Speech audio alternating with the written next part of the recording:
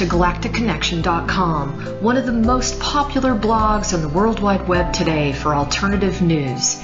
Stay tuned for the latest information on our world shift from enslavement to galactic involvement, as well as current intel on any blockages impeding us from our sovereign birthright. Knowledge and self-mastery are key at this time. Our commitment is to present you with the latest breaking conspiratorial articles, off-world messages, exopolitics, cutting-edge technologies and sciences, and also an ever-significant intertwining of spiritual support and metaphysical scope that one needs to dive down the rabbit hole in search for truth with balance. We are truly on the horizon of a new golden age filled with the promise for more love, worldwide peace, and accelerated intuitive skills, where every living being can exist in cohesion and abundance. It is whatever we envision and dream this new world to be. I say to you now, let's redefine the new world to the beginnings of our own precious heaven on earth. Galactic Connection is here to provide the pulse of Mother Earth through an eclectic range of interviews each Tuesday afternoon from 3 to 4:55 p.m. Pacific Standard Time, Station 2 on BBS Radio, expanding your perspectives on how we can once and for all take back our freedoms, our joy, and our connection with our mighty I Am presence. Our intention remains true to connect hearts and minds everywhere in order to obtain global unity and galactic and universal acceptance. Our discussions will continue to cover anything to do with galactic society and our involvement with our galactic brothers and sisters. Our guests are experts in their fields, and our radio shows have been coined as some of the most thought-provoking out there. In addition to our daily blog, which runs 365 days a year, we also offer a realm of healing services such as our world-renowned implant removal processes, our spiritual past life clearings, our galactic violet ray alchemy from Alexandra, who shares in the lineage of Merlin, and other cutting-edge healing technologies. Check our site out at galacticconnection.com now, sending you a wave of light, love, and inspiration, and a personal hug and thank you for listening to our Galactic Connection radio show and visiting our blog today.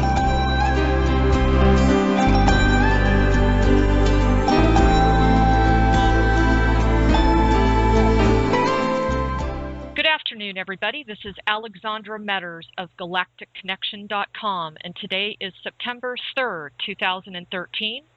And I have a very special set of guests, and I say set because I have twins with me that are known as the UFO twins, Shurlene and Earlene.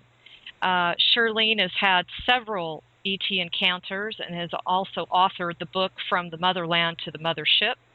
They are apparently born in Kansas and are here to discuss their experiences with being contactees and researching this sort of thing. It sounds like the two of you, Earlene and Shurlene, are very active in the disclosure support process. So anyway, with that, I want to say hello. Thank you. Welcome, both of you, for coming on to my show. How are you doing today? Awesome. Wonderful. Thank you so much for having us. Oh, you're welcome. Yes, thank you.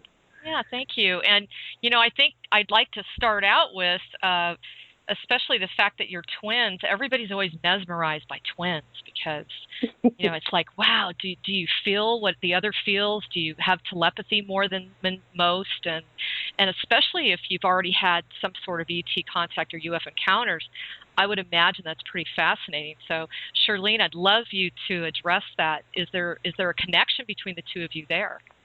I would definitely say so. My sister, sometimes she'll call me, and I'm thinking about her, and I'll say, I was just going to call you. So I think we do have that twin thing going on. And we've had those kind of things happen from time to time, I think like most twins.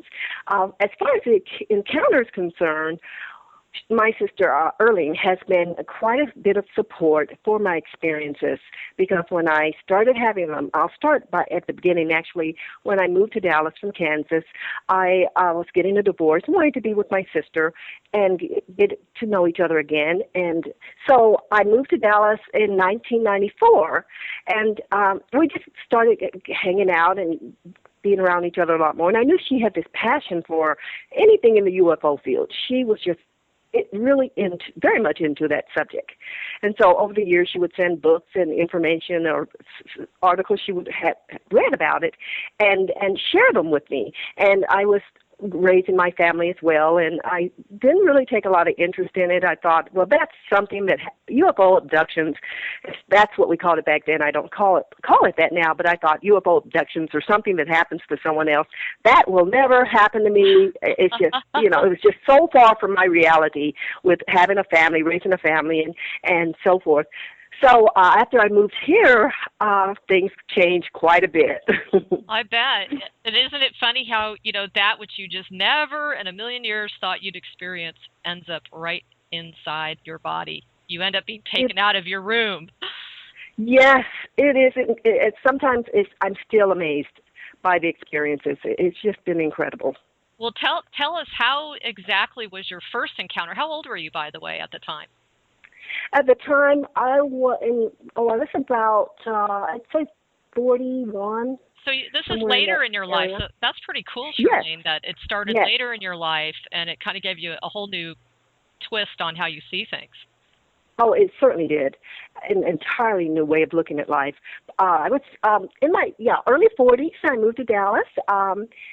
And I was starting life anew. I was going through a divorce, but I wasn't like the typical divorcee. I wasn't depressed. I didn't cry a lot. I was actually happy to get I had one of those what you call happy divorces. On my side of the fence, I was very happy. I felt free. My children were grown. They were in college. First time in my life I'd been free. And I was wanting to experience life at its fullest. So I started wanting to search for my spirituality. I felt something void and lacking in my life. So I decided to start reading several books, one of which was Louise E. Hay, You Can Heal Your Life, which was a profound book, and then Conversations with God. It's a series of books. And that particular book I think everyone should read in their lifetime. It's just powerful. Those are classics. I read all of those. Classics. Those are classics. You can't get out of this lifetime without reading those books. They're so powerful and so incredible. So the Conversations with God helped expand my awareness and consciousness and open my mind. And I just went down a spiritual path, attending different lectures and classes, and I was enjoying this because this is some aspect of my life that had been totally neglected for all these years. Of course, my sister and I were raised in the Christian church. I think we must have went to church sometimes morning, noon, and night on Sundays. So we were very steeped in religion and Christian religion through the Church of Christ. But it wasn't the same. I still felt a lack, a void. It didn't answer all the questions I had, and I sought deeper knowledge and knowing of my spirituality. And once I embarked upon that path, I was just elated. I was happy. I was just going through life, floating like on a cloud, and I was just very, very at a place in my life where I was just very happy with my new freedom and my new spiritual growth.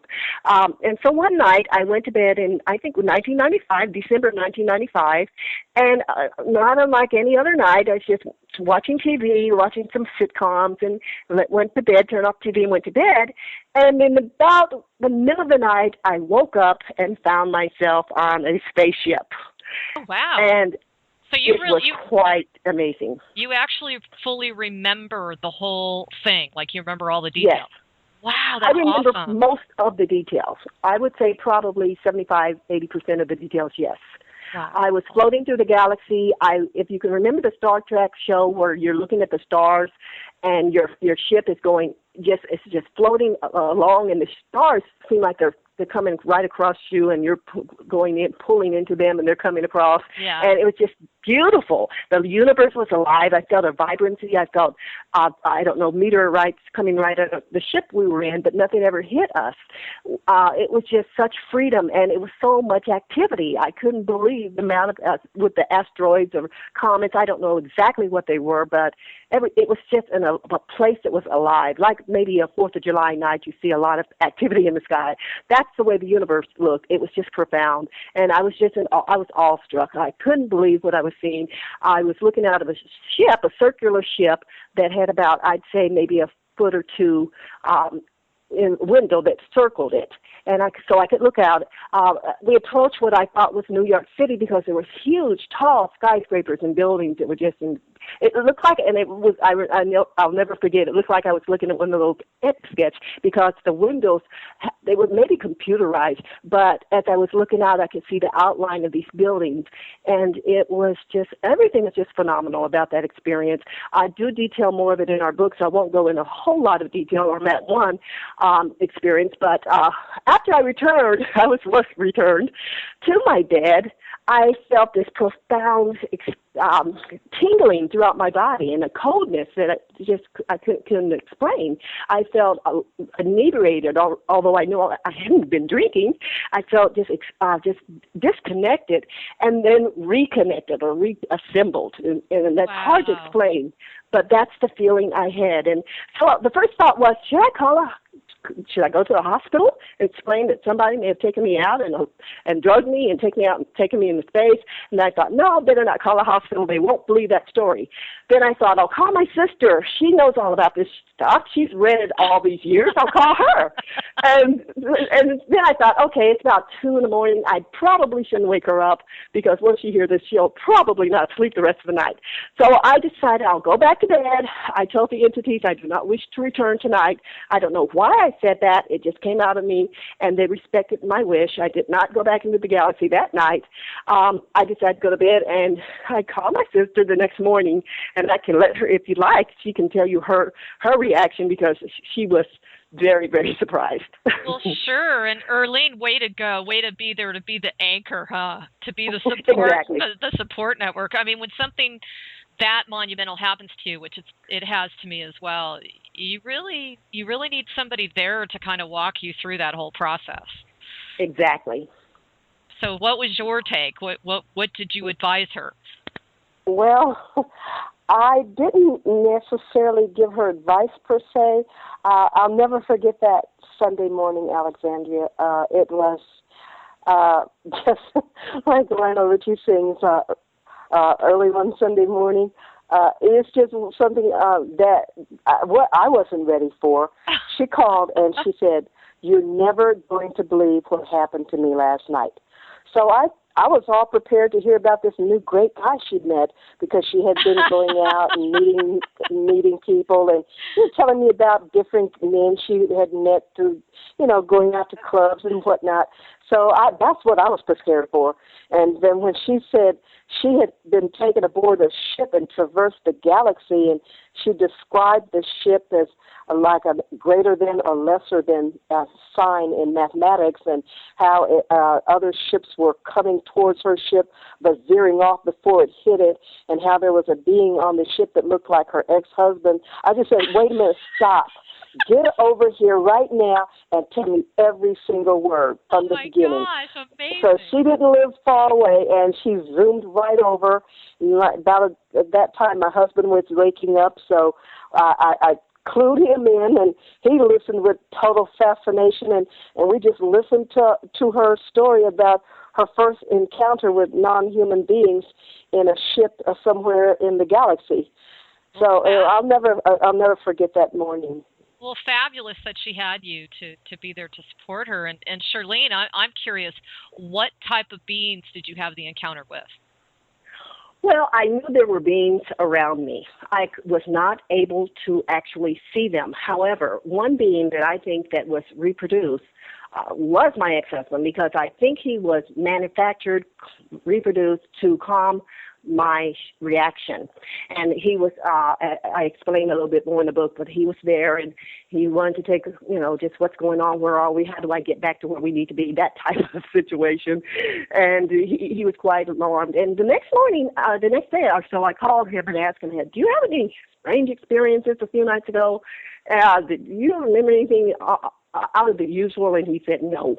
So again, I think they're able to produce people that in our lives that can have a solid basis maybe in our lives, and a calming effect in some cases, in this case. And so that was my experience. I did not see any beings on that particular experience, but I started having these experiences 2 to 3 times a week. Oh, wow. And I had interacted with other races of beings throughout that throughout 3 years that I write about in the book. Well, Shurlene, they do say that one of the first things that they will do to calm the contactee down is they will shapeshift into someone that you trust. Yes. And that's right. It's probably not that your ex was there. It's more that probably somebody on board shapeshifted in order to make you feel comfortable and safe, Yes, I truly believe that. That's what happened. So 2 to 3 times a week. So, did you start journaling this? I hope so. Well, I did. After the first experience, after, I don't know, maybe the first couple of weeks, my sister started saying, well, you need to write these down because you're going to forget them. You're not going to be able to remember them. They're very important. Start keeping a notepad at your bed. And that's what I did. So every time I went on an experience, or I call a trip, when I returned, I wrote every detail about it. So that's how we were able to compile a book. It's so, notes for our book. I just have to tell you guys right now that I have a very high-pitched sound in my right ear, and that is always an indicator that the Galactics are contacting us. It's wow! Yeah. Oh yeah, that's interesting. Because I'm involved with ET contact as well. I just came back from a training, and that's one of the ways that they connect with you. So I just wanted to pass that on to you.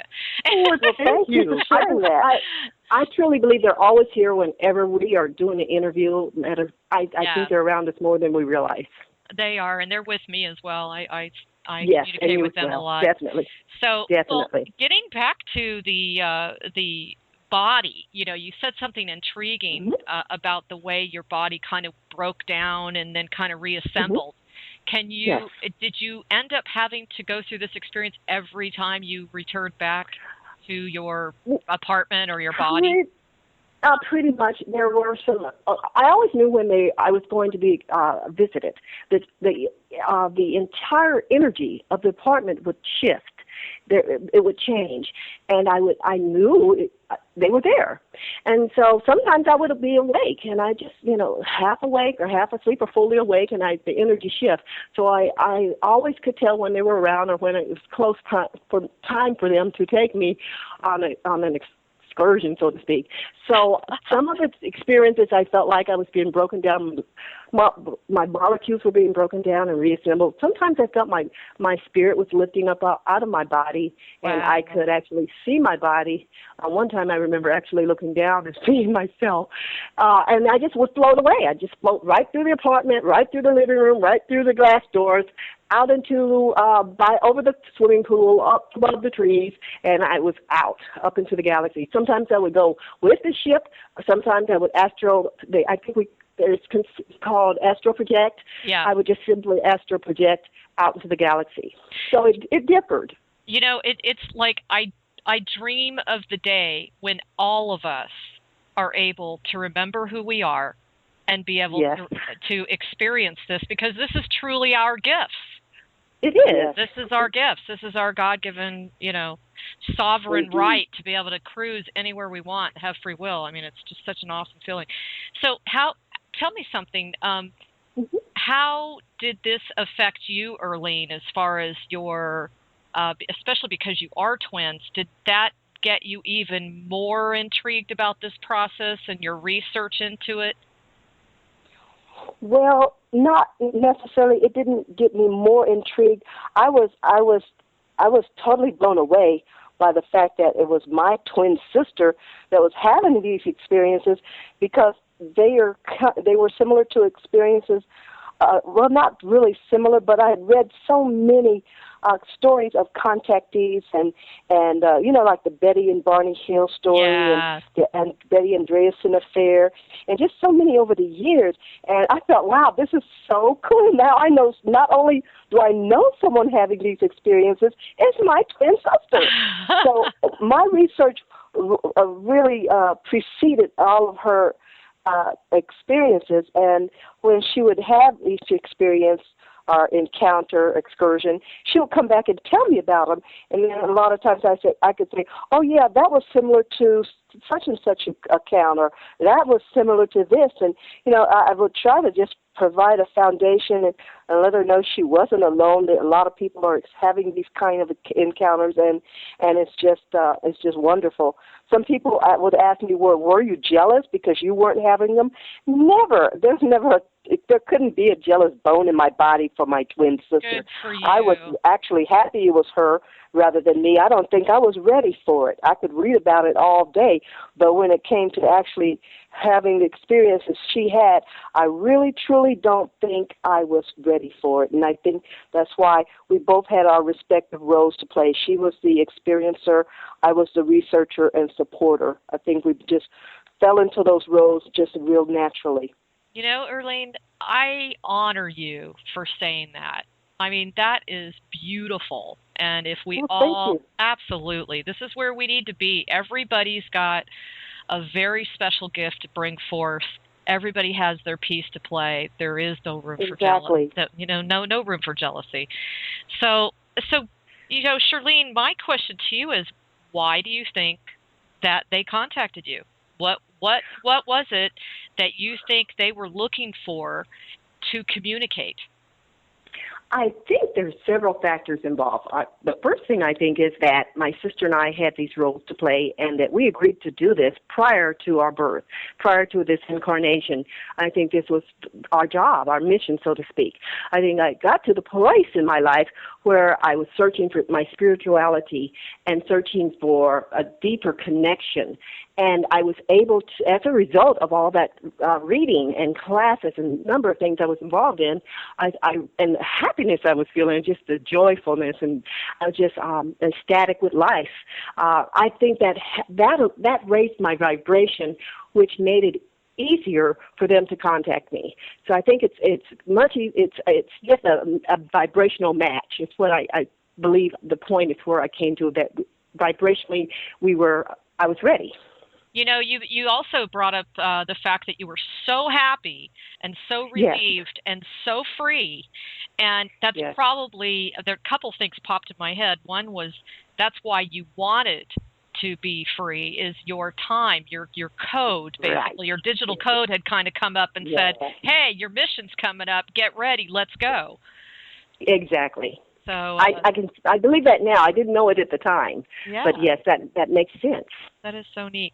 So now, what do you feel came about from having so many frequent visitations? I mean, 2 to 3 times a week, that's quite a bit. So what do you feel really changed within you because of this process? Well, when the experiences began, I decided to see a psychiatrist, to be honest with you, because this was quite unusual, and I thought, well, maybe I'll get some opinions from a professional. I went to the Yellow Pages to look for a doctor, made an appointment, went in, paid I think $45 for an hour to visit with him. He was unable to even come close to helping me. He had never talked to anyone that had these type of experiences. He didn't know what to say. He asked me the standard questions: have you been on drugs? And no, I haven't. Do you believe in Jesus? Do you believe in Jesus? Yes, I do. Were you abused as a child? No, I wasn't. Just the standard questions. And he was trying to peg me into one of these little holes that he just couldn't find a place to fit me in. And it was so funny because the entire session turned around to me opening his mind and helping him expand and opening his consciousness and his awareness. And it was like an educational process. We switched roles. He started just becoming he was very much the student, and it was funny because I went in to see if he could assist me, and then I turned around and started teaching him. So I found out after that experience, no one can help you on this kind of thing. This is something that's very unique and personal. I shouldn't say no one can help you. Certainly not some professionals, psychiatrists, psychologists, they're not trained to help you. So I think if you do need help or need to seek help, you would be probably better off talking to someone who's been through it. And someone who specializes Well, someone who specializes in UFOs. Yeah, in that. Exactly. Right. Yes. That's exactly right. Shurlene, I can relate to this so much. I was in a very severe car accident in 2001, and I was in bed for almost 3 years. Mm. And through that process, I averaged about 7 doctor's visits a week. And I remember I would go to these doctor's visits because, I was definitely on a very rapid spiritual growth point at that stage. And I just remember turning it into something where, well, what can I give these people? How can I get them to start seeing patients in a different way? What little pearls of wisdom can I drop, on their lap before I walk out the door? And it's so important because really, isn't that true that we're all teachers and we're all students, no matter what we do, So, but anyway, so what do you feel, I should ask Earlene this. Earlene, what do you feel you saw as a change in your sister? I mean, did you notice her to really be, did she shift in the way that she communicated and the way she saw things? Was that kind of an eye-opener for you? Well, yes. I saw a huge change in the person I knew that lived in Kansas City and the person that came to Dallas and started having these experiences. I saw Shurlene grow in wisdom and knowledge and awareness. I saw her attempting to learn more about expanding her consciousness and lifting her vibration. And I just saw her become so much more wise. And she started reading a lot of books and listening to information by like Abraham, with Esther and Abraham, and that's just conversations with God. And I just saw her grow and develop spiritually, very much so. And something told me to tell her, start meditating. I don't know why, but I told her, start meditating. And then she started getting all these answers. She can sit still for a few moments, and her higher guides can start talking through her, and she can just write all this information out as she has. And she has the ability to communicate with those that that have gone through the transition that we normally call death. There's no such thing as death, but she's been able to allow them to communicate through her back to us and other members of our family. And so I'm in all of these things she can do, and the channeled information she's received has just been quite profound, and I've just watched her grow and develop, and I'm just so proud of her from where she came, because when I would talk to her about these things in Kansas City, she had no frame of reference for what I was talking about, and I was kind of the butt of her and her husband's jokes. He would say, "Well, what's Earlene talking about now?" That's what her husband would say to her. It's like, she's off the deep end. What's she talking about now?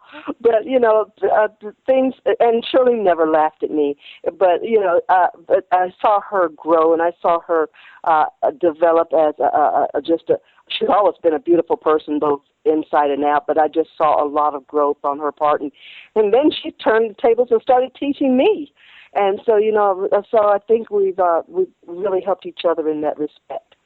Well, that's what, you guys are awesome. I mean, you're so supportive. Well, you. You're so supportive of one another. No, seriously, it's just refreshing.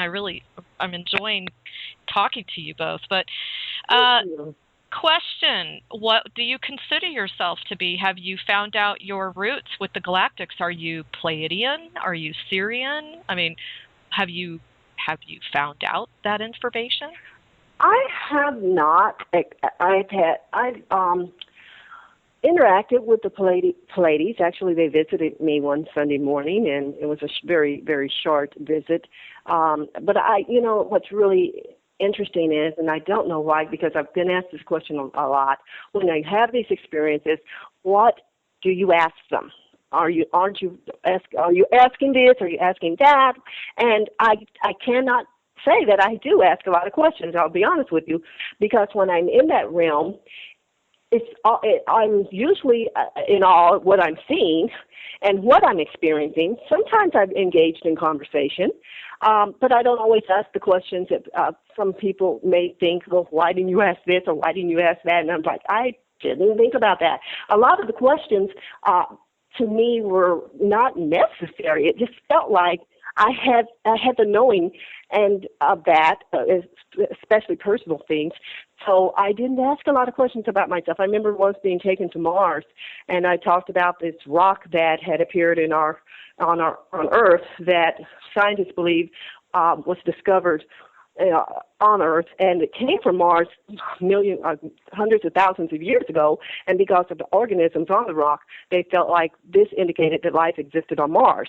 So I engaged in a conversation like that, for example, with the entities, and they said, yes, we are well aware of your findings, and basically this particular group was not very conversational. They would ask or answer anything you ask, but they would cut it short. Yes, we are well aware of your findings.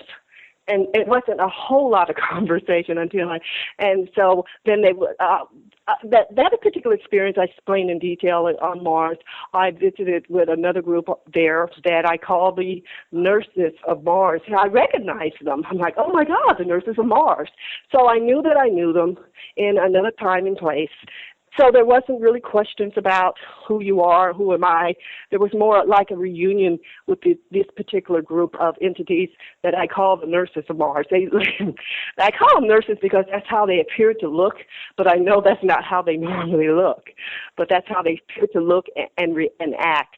So I didn't ask them a lot of personal information like where am I from or anything like that. I just I was working with the situation at hand pretty much. Well, they say that I have a ton of friends that are contactees, and they say a lot of times when you arrive on the ship, you're being, number one, downloaded, and number two, everything's telepathic. So, right. And there's a period of adjustment or orientation even after a period of time. You're being pulled out of your physical body and yes. Going through that situation. So did you find any of this an adjustment on your physical body? Yes. I would call it, what is it, when you travel across the ocean and you get fatigued, and I found myself very exhausted the next morning when I would have to go to work. Sometimes I felt myself just needing to sleep a little longer because I knew how active I was during the night. So that's really the only physical effect I had. I had no other negative effects. I had nothing that I could recall that was really overly negative. I was just tired. Jet lag, that's the word I'm looking for. I felt jet lag. Right. Well, so you mentioned in your bio that you feel very strongly about the disclosure process, and that you feel that you both are a major proponent for that, and that this is possibly a piece of why this has happened to you, is for you to come forward and to be vocal and that kind of thing. So how involved have you been with the disclosure process? Earlene, you want to answer that? Well, we were very supportive of Stephen Bassett, who, as you probably know, just recently did the citizens' hearing on disclosure. And it was a huge success. As a matter of fact, we are in contact with Dr. Bassett. I don't know if he said a doctor. I'm thinking of Dr. Stephen Greer. But we're in contact with Mr. Bassett, and we just proposed a march on Washington, which we're going to call the World. How did we word it, Shurlene? The World March on Washington for UFO Disclosure. And but he's working on a UN conference right now, and so we still would like to pull that off. It'd be a huge endeavor, but Shurlene was really inspired to do that, and she said the inspiration was watching the 50th anniversary of the Martin Luther King March back in 1963, and we would call ours the New Dream World March on Washington for UFO Disclosure. So that's something that may come about. We're certainly, of course, these kind of things take huge amounts of funding. So if there's anybody in your listening audience that would like to help us fund something of this nature, we certainly would be interested in doing that. And another thing we want to do in the future is take a film crew to Africa. because through my research, I learned that there are many African tribes that had oral traditions passed through generations in which they had encounters with extraterrestrials.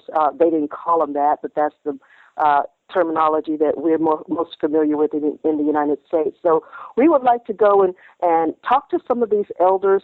We have learned, as a matter of fact, that they know that their ancestors came from the planet Mars. This has been passed to them and passed, as I mentioned, down generation after generation. And they still have altars dedicated to their ancestors from the planet Mars.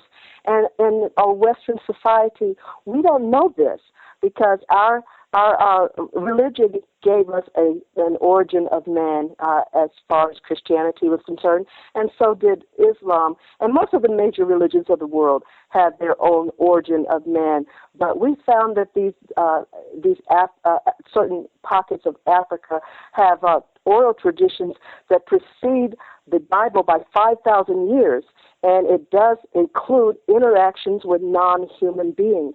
So that would be some of our future work that we would like to go document and bring back to America to show some indigenous cultures' interactions with non-human beings.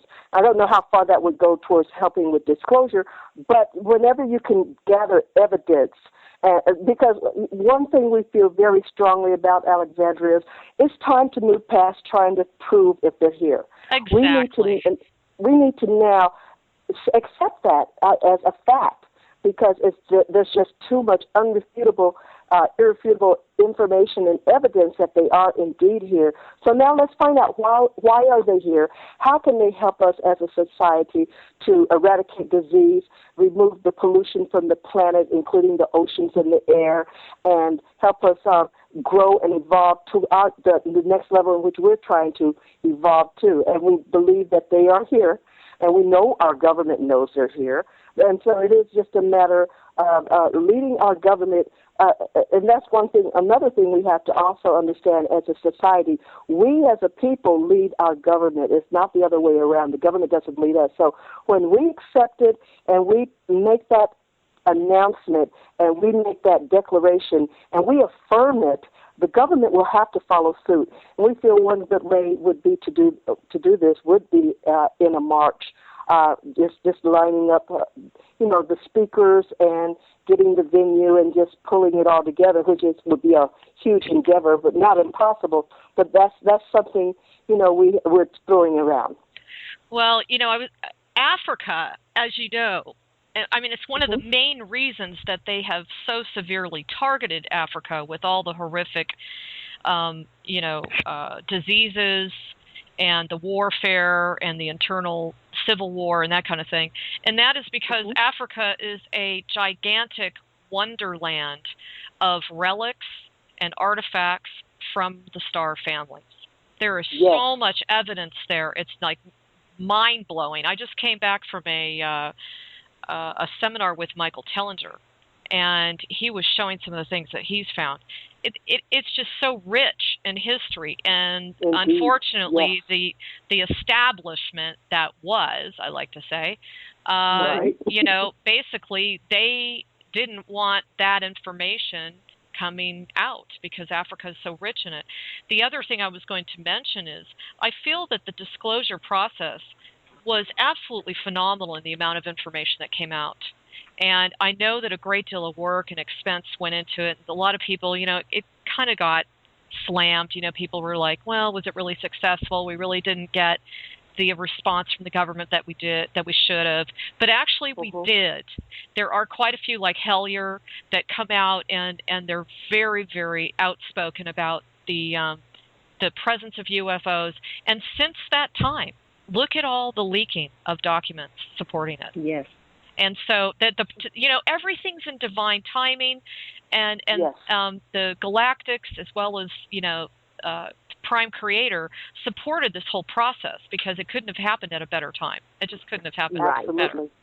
So I mean, I commend you. I mean, I think that no matter what we are all doing, as long as we bring some sort of evidence for the masses, we really are. It's the people on this call and the people listening to this information that we are the ones leading the path. We are the ones that are blazing the trail. And we are the ones that are going to determine how quickly we get this job done. Right. And so I commend you. Yeah, I commend you both if you're going down that way, because I think there's so much information the United States needs to know about. Absolutely. And it's exciting to be a part of it. Yes. Because we are seeing it unfold day by day, little by little. We are seeing disclosure unfold. And it's exciting times. We all agreed to be here at this place and in this time for this event. And we believe it's inevitable. It has to come about and is coming about.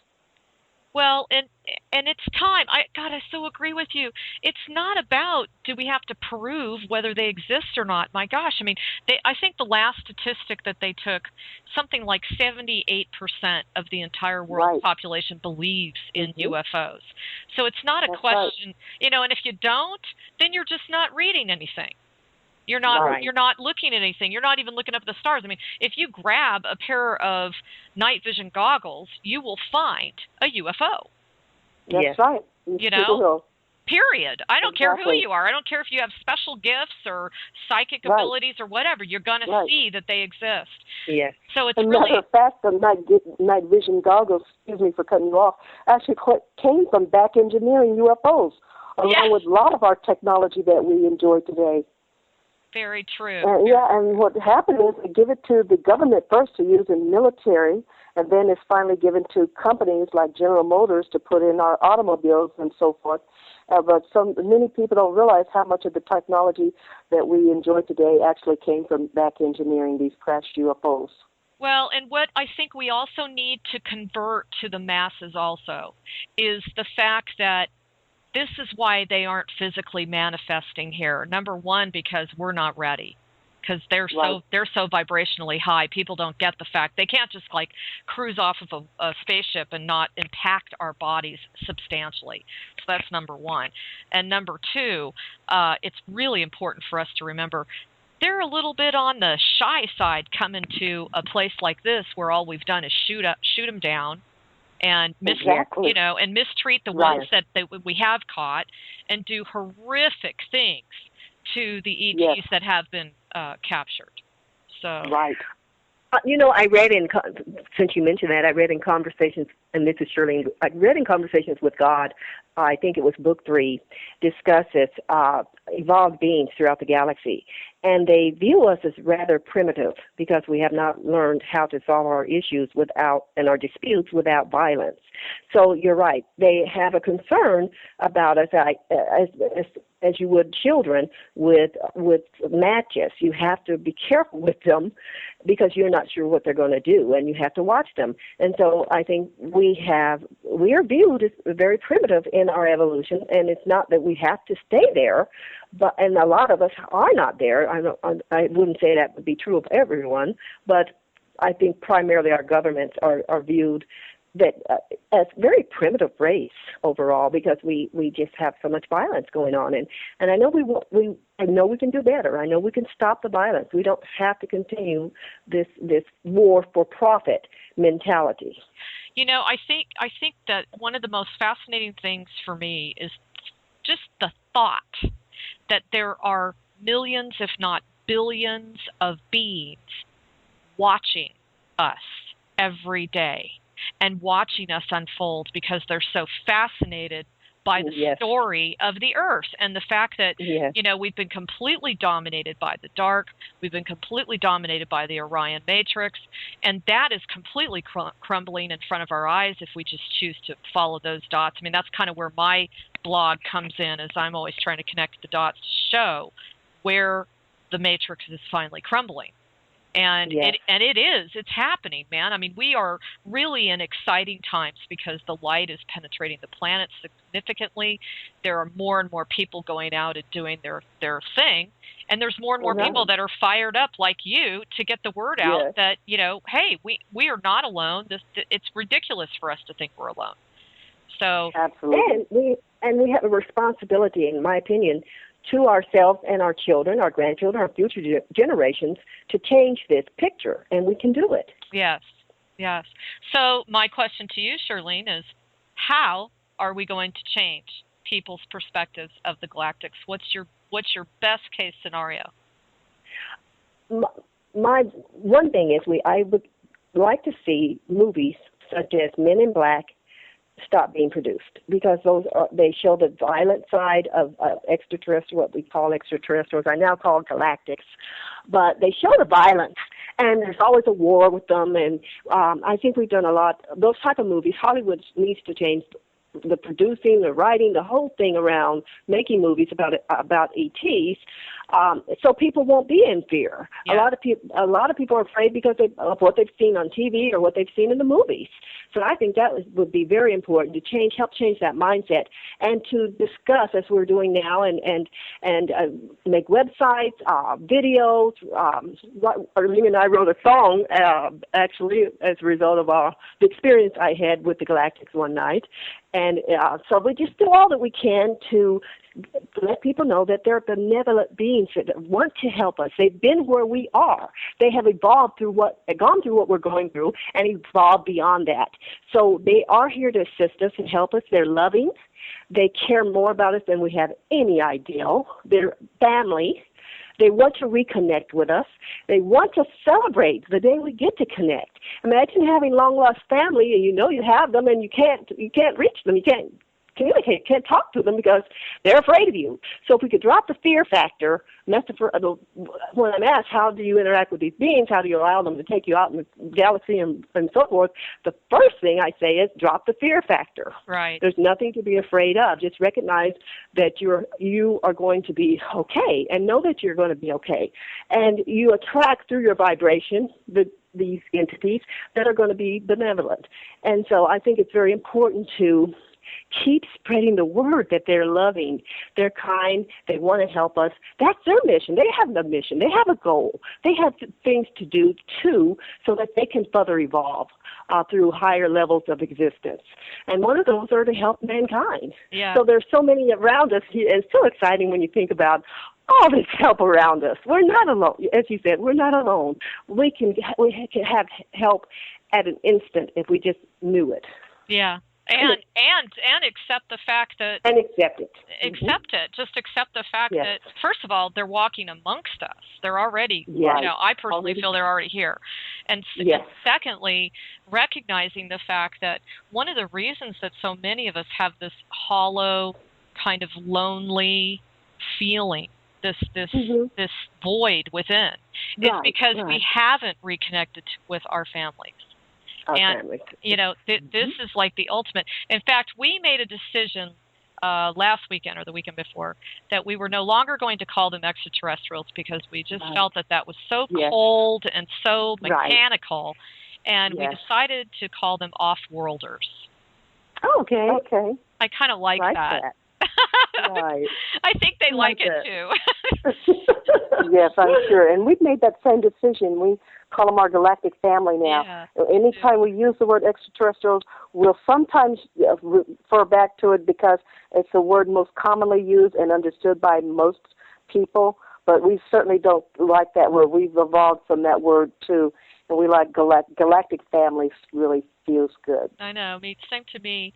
Well, now tell me, Shurlene, what types of juicy messages have you received about the unfolding of the Earth right now into the Golden Age?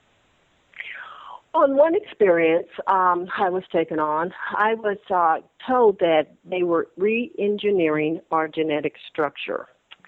And I thought, oh, wow, that sounds very deep, very profound, and having to think about that.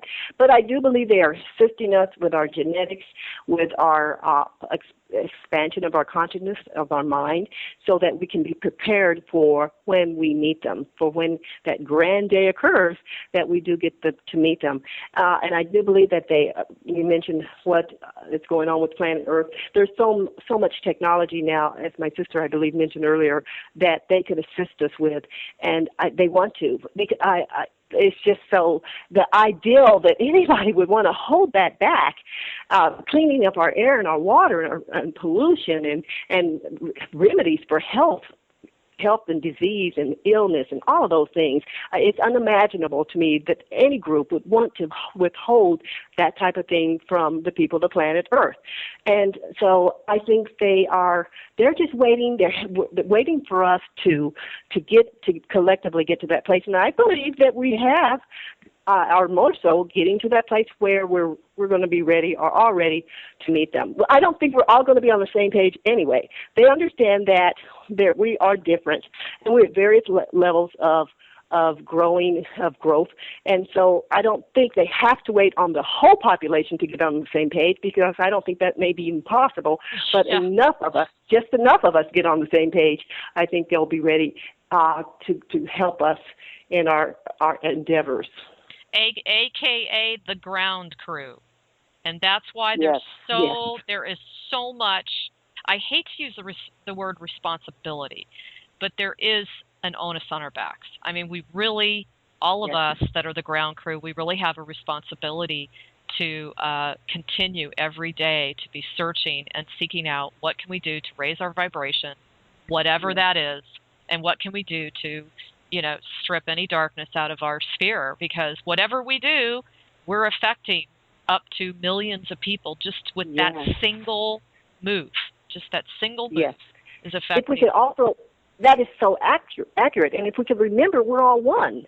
Yes. I remember when I used to drive in traffic, getting mad, honking at people, maybe saying a few choice words, and I had to stop that because I had to think, we are one. I'm one with that person.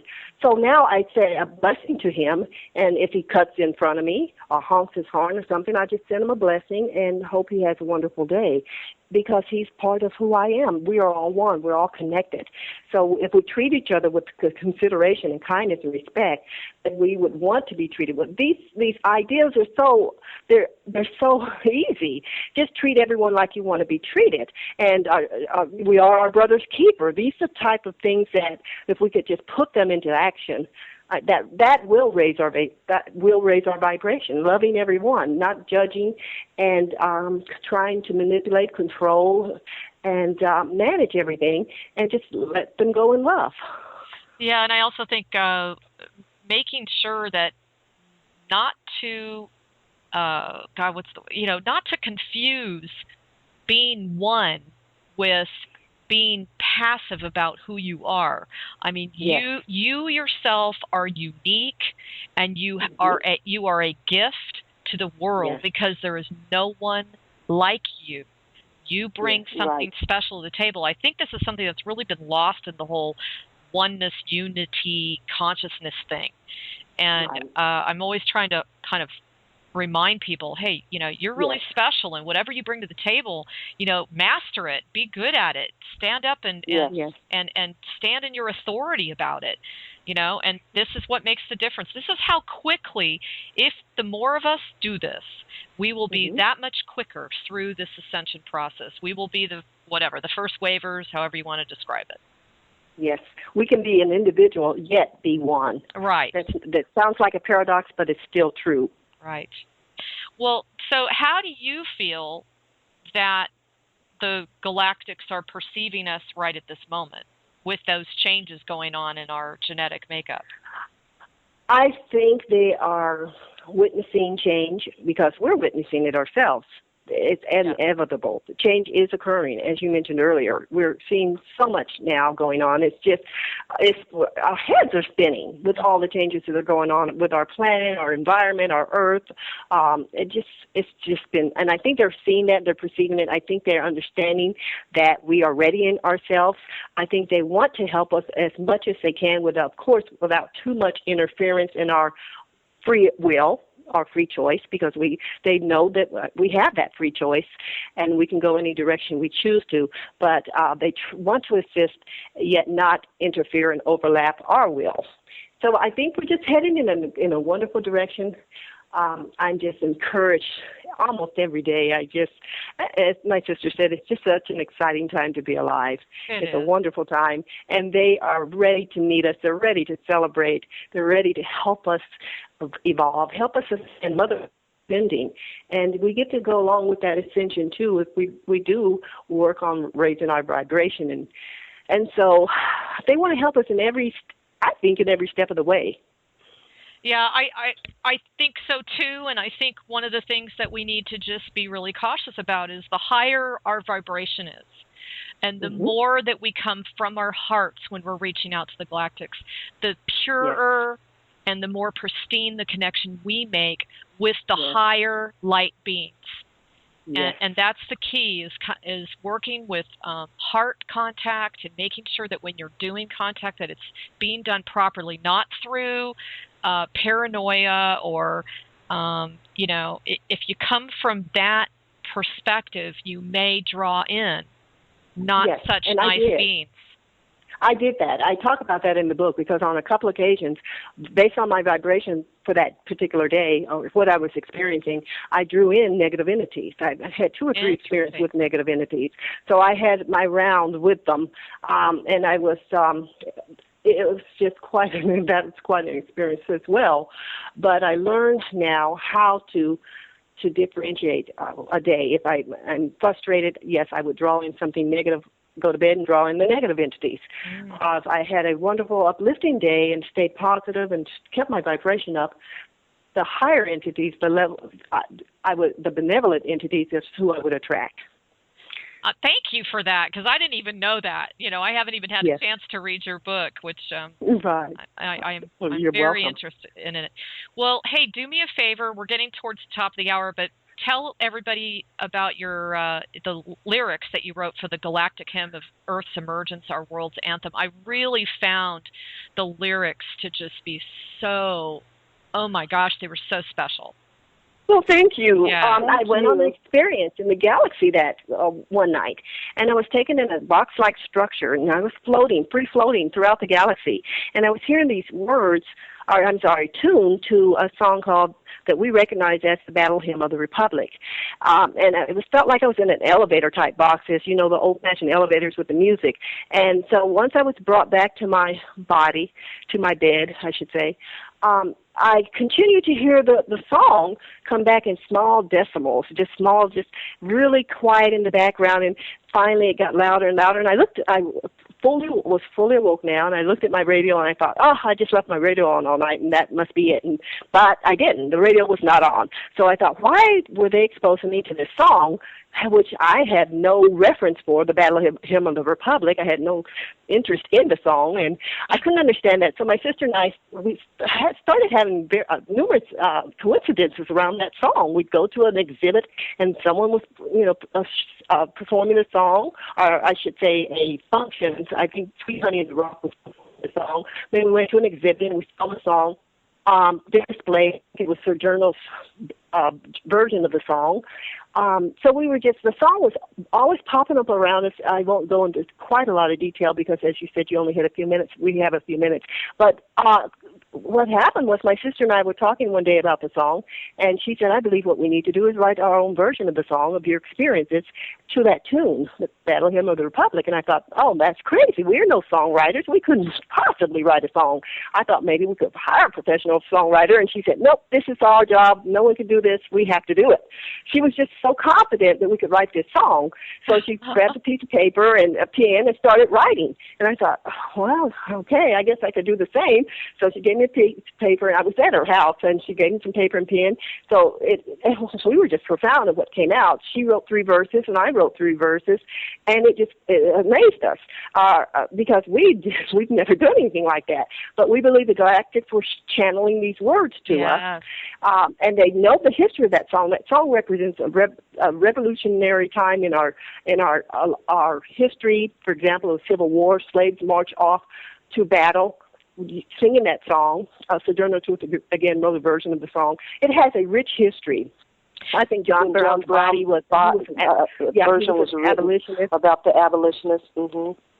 I'm getting goosebumps because I just completed a 3-week mission where I was called, literally, bam, clarion call, you got to get on the road and do this.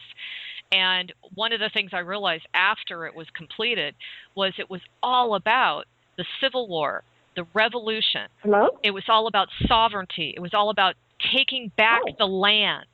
It was all, I mean, it was just incredible. You know, it was about the American Indians, the roots, and how that relates to the Lemurians. And Wow. and so you're right on the money, because they're really, I think they're trying to send us constant messages about, you know, hey, remember what it's like to be free, because we haven't been free for so long. I think we've all forgotten. I mean, even our sense of freedom now is nothing, you know, compared to what it could be now. So anyway, well, listen, I really appreciate you two coming online with me. And please, folks, do me a favor and check out their book. It's called From the Motherland to the Mothership. And you can also drop onto their website at UFOtwins.com. And they will be more than happy to assist you. It looks like, Shurlene, you mentioned that you even assist in traumatic abduction experiences. Yes, is that correct? I'd love to help. Yes, that I have counseled before, and I enjoy that. I also want to mention, if anyone would like to hear the song, and it's 5 minutes. It's a YouTube video, and they would just need to go to YouTube and put in the title, Galactic Hymn of Earth's Emergence. Or they could put in the Disclosure song. They'll see our picture, twin picture pop up, and we appreciate if anyone would like to hear it. We're very proud of it. And yes, I love to talk to people about their experiences. They can write us through the UFOtwins.com website. There's an area where they can send their information or their own experience and share that with others. So we are trying to do our part in this whole wonderful phenomenon. And clearly you are.